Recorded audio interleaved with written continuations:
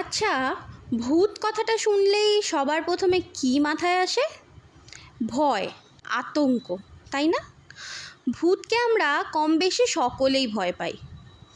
ভূতের গল্প শুনতে অথবা ভুতুড়ে কোনো সিনেমা দেখতে কম বেশি আমরা সকলেই ভালোবাসি। পরে যে ভয় পাই সেটা আলাদা কথা। নমস্কার, আমি প্রিয়াঙ্কা, গল্পবাহন চ্যানেলে আপনাদের স্বাগত জানাই। আজ আপনাদেরকে শোনাবো গল্প কবরস্থানে আতঙ্ক। গল্প লেখা ও গল্প পাঠে আমি প্রিয়াঙ্কা। গল্পটি মন দিয়ে শোনার অনুরোধ রইল। তো চলুন শুরু করা যাক আজকের গল্প কবরস্থানে আতঙ্ক। মল্লিক বাজার পেরিয়েই একটা কবরস্থান, সেটা পার করে পশ্চিম পাড়ায় পৌঁছানো ওই একটাই রাস্তা। পশ্চিম পাড়াবাসী সকল লোকজন রাত 9টার আগে চেষ্টা করে বাড়ি ঢুকে যেতে, কারণ ওই কবরস্থানের আতঙ্ক। শোনা যায় রাত 9টার পর নাকি ওই কবরস্থানে ভূত ঘোরাফেরা করে। অনেকে আবার এমনও দাবি করেন যে কোনো এক নির্দিষ্ট কবর থেকে নাকি একটি আত্মা বেরিয়ে এসে রাস্তা দিয়ে লোককে ধরে নিয়ে যেতে চায় তার কবরের কাছে। অনেক মানুষকেই মৃত অবস্থায় পাওয়া গেছে, অনেককে আবার জ্ঞান হারানো অবস্থাতেও পাওয়া গেছে ওই কবরটির পাশে। আফিকুল এসেছে তার বন্ধু মিরাজের বাড়িতে। আফিকুল শহুরে ছেলে, বেশ শিক্ষিতও বটে।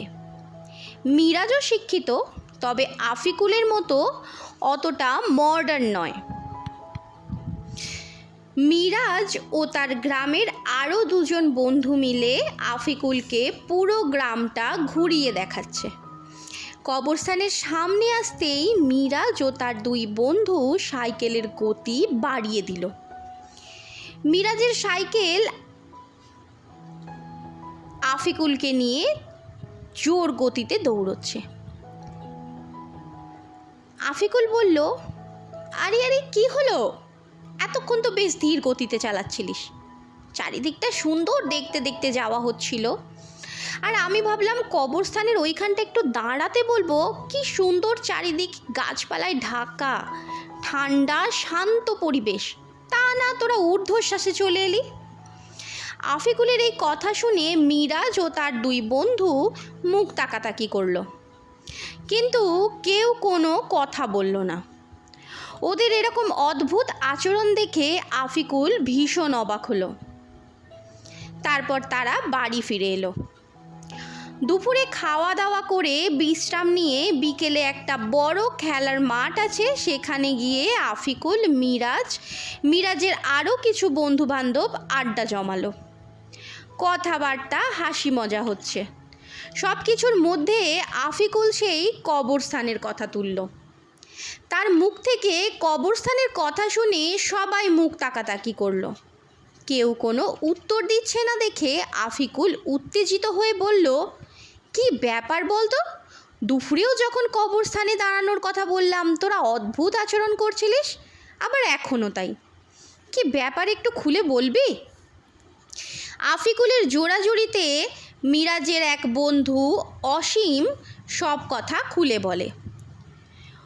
কবরস্থানের সমস্ত গল্প শুনে সবার মুখের দিকে একবার করে চোখ বুলিয়ে নেয় আফিকুল। তারপর প্রথমে ফিকফিক করে, পরে অট্ট হাসিতে ফেটে পড়ে সে। তাকে অদ্ভুতভাবে হাসতে দেখে সকলে অবাক দৃষ্টে তাকিয়ে থাকে তার দিকে। সে অনেক কষ্টে হাসি থামিয়ে বলে, ভাই, আমি জানতাম গ্রামের ছেলেরা খুব সাহসী হয়, কোনো কিছুতেই তারা ভয় পায় না, কিন্তু তোরা তো দেখছি সব কাপুরুষ, হা হা হা। এই বলে তাচ্ছিল্য ভরা হাসি হাসে আফিকুলের কাছে অপমানিত হয়ে সবাই কম বেশি ক্রুদ্ধ। মিরাজ ব্যাপারটা হজম করে নিলেও বাকিরা ছাড়বে কেন? ওদের মধ্যে নাসির উদ্দিন একটু রাগী প্রকৃতির ছেলে। সে একটু রাগ মিশ্রিত কণ্ঠে বলল, ঠিক আছে, আমরা যদি কাপুরুষ হই তবে তুমি তোমার পৌরুষত্ব প্রমাণ করে দেখাও দেখি। আফিকুল বলল, বেশ, আমি রাজি। বলো কি করতে হবে আমাকে? নাসিরউদ্দিন বলল, আজ রাত 10টার সময় তোমাকে কবরস্থানে যেতে হবে। আধ ঘন্টা সময় কাটিয়ে ফিরে আসতে হবে।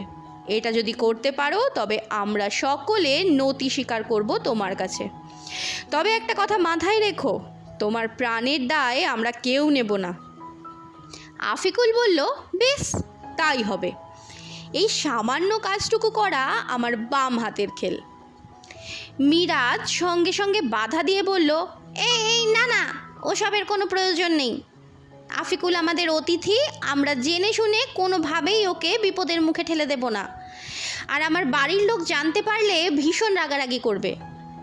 মিরাজের কথায় নাসিরউদ্দিন রেগে গিয়ে বলল, তা অতিথি বলে আমাদেরকে অপমান করবে? আর ওর যখন এত সাহস, তার পরিচয়টা আমাদেরকেও একটু দিক দেখি, কি বলিস? বলতেই সকলে সায় দিয়ে বলল, একদম ঠিক, একদম ঠিক। মিরাজ আর কিছু না বলে চুপ করে গেল, কারণ সত্যিই দোষটা আফিকুলের। কারোর বাড়িতে কিছু জানালো না কেউ। রাতে খাওয়া দাওয়ার পর বাড়িতে সকলে ঘুমিয়ে পড়তে ওরা চুপি চুপি বেরোলো। পাড়ার মোড়ে সকলে এসে দেখা করলো। সকলে আফিকুলকে বলল, আমরা এখানে অপেক্ষা করছি, তুই কবরস্থানে গিয়ে আধ ঘন্টা কাটিয়ে আয়। মিরাজের মন সায় দিল না আফিকুলকে একা ছাড়তে। ভয় পাওয়া সত্ত্বেও মনকে জোর করে বুঝিয়ে সে আফিকুলের সাথে যেতে উদ্যত হলো। সকলে বাধা দিল, কিন্তু সে মানল না। ওরা দুজনে কবরস্থানে পৌঁছলো। ল্যাম্পপোস্টে একটা মাত্র টিমটিম করছে আলো। চারিদিক আলো আঁধারে আচ্ছন্ন, কেউ কোথাও নেই। কবরস্থানটা তো ফাঁকাই, রাস্তাঘাটও নির্জন, নিস্তব্ধ। মিরাজ আফিকুলের হাতটা চেপে ধরে বলল, ভাই চলে যাই এখান থেকে, আমার কিন্তু প্রচণ্ড ভয় পাচ্ছে। আফিকুল বলল, আরে ধুর, এত ভীতু কেন তুই? আমার তো বেশ রোমাঞ্চকর লাগছে। চ, ওই কবরের পাশের পাথরটায় গিয়ে বসি। আফিকুলের হাতটা টেনে ধরে মিরাজ বলল, না না ভাই, এইখানেই দাঁড়া, এমনিতেই 10 মিনিট হয়ে গেছে, ভালোই ভালোই 20 মিনিট কাটিয়ে দিতে পারলেই বাঁচি। এমন সময় হঠাৎ মিরাজ অনুভব করলো তার কাঁধে কে যেন হাত রেখেছে। ভয় শির দাঁড়াবে ঠান্ডা স্রোত নেমে গেল মিরাজের। ওরা দুজন ঘুরে দেখলো একটা বিরাট ভয়ঙ্কর ছায়ামূর্তি দাঁড়িয়ে আছে। সেই বিভৎস ছায়ামূর্তি দেখেই মিরাজ অজ্ঞান হয়ে মাটিতে পড়ে গেল। আফিকুলও ভয় পেয়েছে, কিন্তু সেটা প্রকাশ না করে মনে জোর এনে বলল, কে তুমি?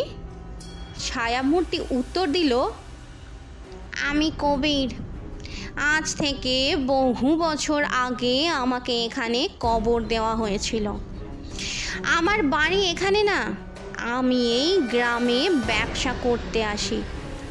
ব্যবসায় লোকেদের সাথে বচসার কারণে ওরা আমাকে খুন করে এখানেই কবর দিয়ে দেয়।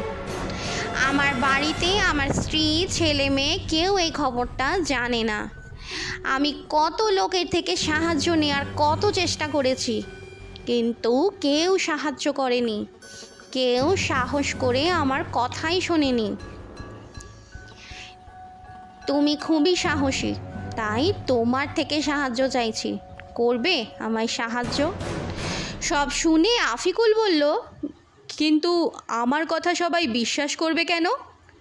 তোমার কবরে তো শুধু কঙ্কাল পড়ে আছে, সেটা যে তুমি, তাই বা কেন বিশ্বাস করবেন তোমার বাড়ির লোকেরা? কবির বলল, আমার কঙ্কালের বাম হাতের অনামিকাতে একটা হীরের আংটি আছে, যেটা চেষ্টা করেও কেউ খুলতে পারেনি আমি মারা যাওয়ার পর। ওই আংটিটা আমার স্ত্রী ঠিক চিনবে। তুমি আমার এইটুকু উপকার করো, যাতে আমার আত্মা শান্তি পায়। আফিকুল বলল, বেশ, তাই হবে। পরদিন পুলিশের কাছে গিয়ে সব জানালো আফিকুল। কবিরের বাড়িতেও সব কিছু জানানো হলো।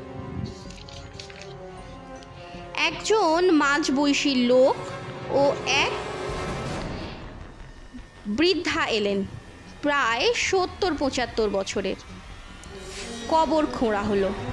সকলে অবাক দৃষ্টে তাকিয়ে আছে কবরের কঙ্কালটার দিকে। সত্যি কবিরের কথা অনুযায়ী কবরের ভিতরে যে কঙ্কাল আছে তার বাম হাতের অনামিকাতে একটা হীরের আংটি। আংটি দেখে চিনতে পেরে বৃদ্ধা কান্নায় ভেঙে পড়লেন। ওই বৃদ্ধাই নাকি কবিরের স্ত্রী। ওদিকে মিরাজ জ্বরে জ্ঞান হারিয়ে পড়েছিল টানা 24 ঘন্টা। জ্ঞান ফিরতে সব কথা শুনল। গ্রাম থেকে কবরস্থানের আতঙ্ক মুছে গেল চিরতরে। সারা গ্রামবাসী ভীষণ খুশি। সকলে যে যার সাধ্যমতো পুরস্কৃত করল আফিকুলকে। মিরাজের বন্ধুরাও এসে ক্ষমা চাইল তার কাছে। তাই বলি, ভূতকে তো সবাই ভয় করে, কিন্তু ভালো ভূতও হয় আবার খারাপ ভূতও হয়। শেষ হলো আজকের গল্প, কবরস্থানের আতঙ্ক। গল্পটি কেমন লাগলো কমেন্ট বক্সে কমেন্ট করতে ভুলবেন না। যদি ভালো লেগে থাকে অবশ্যই একটি লাইক করবেন, এবং আমার চ্যানেলে প্রথম হয়ে থাকলে আমার চ্যানেলটিকে সাবস্ক্রাইব করে পাশে থাকা নোটিফিকেশান বেল আইকনটি প্রেস করে দেবেন, যাতে আমার পরবর্তী গল্পটি সবার আগে আপনার ডিভাইসে পৌঁছে যায়। আজকের মতো এই পর্যন্তই। দেখা হচ্ছে পরবর্তী গল্পে। ততদিন ভালো থাকবেন, সুস্থ থাকবেন। নমস্কার।